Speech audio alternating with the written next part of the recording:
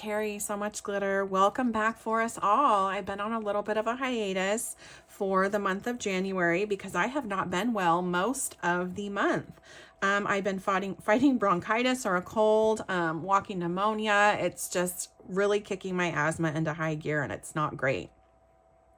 So I did create a journal. It's an antique attic ephemera journal, and it's from Sweet Pea Curiosities. Everything in here is from Sweet Pea, except for like the ribbon and the embellishments. I just got those at I got this at a thrift store. I got the ribbon when I was out Christmas shopping. I happened to see it in the fabric section of the store I was in. I love it, and I know, and I can color these faux pearls probably with some alcohol ink, so it's going to be so versatile. So I just want to go ahead and do a flip through. I wanted to do a slower flip through over here to describe my process and kind of get reacquainted with everybody. I'm so glad you're here. So the front of this journal is just antique ephemera bits that, like, if we're going through grandma and grandpa's attic, what are we going to find? Probably generations of goodies from their childhood, our parents' childhood, our childhood, and everything in between. So I kind of wanted to tell a story for this, giving it lots of space for journaling for the recipient. So I did a few really interesting tip outs here. I did a tip out here. You can clip something here if you find it that you like. And then I did do a pocket in the front with a letter that was written from 1844.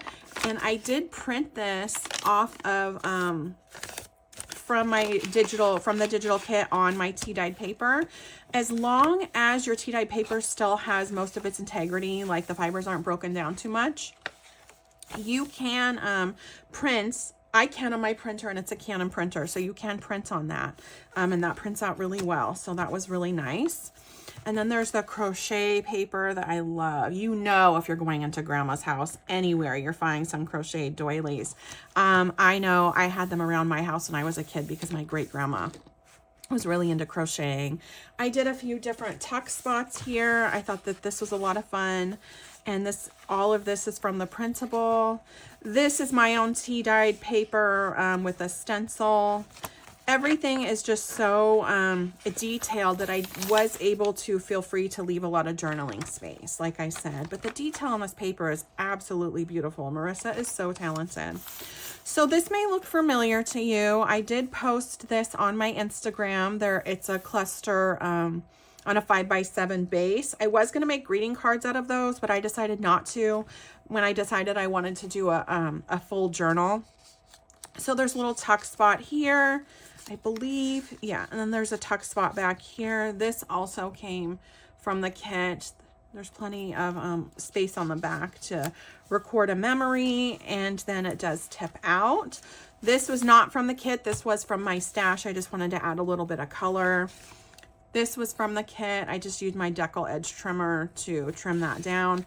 Plenty of journaling space, but what I'm noticing is there's a lot of white space here now that I look at it, and I'm just going to take kind of a dirty brush, my dirty brown brush, and kind of go back in there and knock that back just a little bit, because all of this has been sitting up in grandma's attic, so it would look kind of rusty like that. This paper, more tea dye paper. I love how uneven tea dye paper comes out. It's great for any vintage or grungy look. This was from the kit. I also printed this out on tea dye paper. So you lose the color of it, of course, but this was not a real bright, vibrant picture. So if I were to print it out on white, I would have a lot of white space back here. So it turned out perfectly on the tea dyed. And of course we have the center of the paper, or the center of the journal with a little bit of smaller paper. What is a trip up to grandma's attic without seeing some pictures of our ancestors and the kids?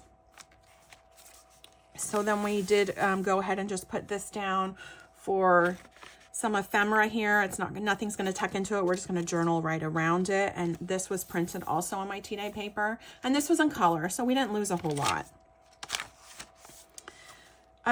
Same over here. This is all tea dyed paper. This is printed on. This comes from the kit. I thought that this was just a lovely gem. So we have room to record and document on the back of there. This did not come from the Attic Ephemera kit, but this did come from one of Marissa's kits. If I remember, I can link it below. One thing with not being well in January this month. It's just been all respiratory. It's really bothering me. I've been so forgetful. So, and what's a trip to the attic without some beautiful pictures, right? Again, I use my decal edge trim and left plenty of journaling space. This came from the kit, so this is just perfect. I just had to cut this out, just a natural pocket. The old-fashioned typewriter also came from the kit, and I utilized that as a tuck spot on my tea-dyed paper. I believe this paper is actually coffee-dyed paper because I used thicker paper for that. But printed this out. All of this. Just going to keep going along. Plenty of fun. Another tuck spots with the stained glass window. More of that beautiful crochet. And we'll just keep kind of going through this. I didn't really intend this one to be for anybody specific, so I left it kind of general, but I did kind of want to tell a little bit of a story going through Grandma's attic, and all of this paper just really spoke to me with different things that we would find, right? Different treasures. And so here's the second 5x7 card base that I did create. This one has no tuck spots on it. Everything's just laid down. I did just kind of cluster it all together and used a little bit of ribbon, tip that out. These are just bits that I put together from the kit and then kind of knocked it back with tea dye distress ink. Of course, you need Hofstra's Holland Rye bread. I just thought that was a lot of fun. And I knocked a lot of this white space back with, I think I used walnut stain for this. Just whatever was on my brush. I used tea dye and walnut stain for all of this. And then it brings us to the end. And I just wanted to leave the end at the end because this paper is beautiful and it speaks for itself. I love how the Tim Holtz Cellotape kind of holds everything together. So it's practical, but it also looks great in an antique ephemera journal. I hope you guys are having a fabulous new year. I want that return for 2025. Where can I get it? If you need to be in line behind me, let's go. What return counter? If not, I hope you're well. I hope you're doing great. I'm going to be posting some still pictures of this on my Instagram. So please give me a follow there. If you like flip throughs like this, please let me know. Let me know what you like about it. Let me know what you like about the junk journaling process. I'm really curious to hear from other people. I love the crafting community and how we can inspire each other. And I did just create this kit out of a Amazon basic file folder. Actually, I cut it down to what I wanted it to be, and the file folder was thick enough, and all the paper on it kind of just makes it a solid book. I did sew in one signature for this. I'm not going to put any fabric around it. I'm just going to kind of leave it as it is because I think it speaks for itself, and it's a perfect find from Grandma's Attic. I really hope to see you guys around soon. I am going to be posting some more things. I'm going to post a quick a sped up version of this without me talking on my TikTok if you'd rather see that.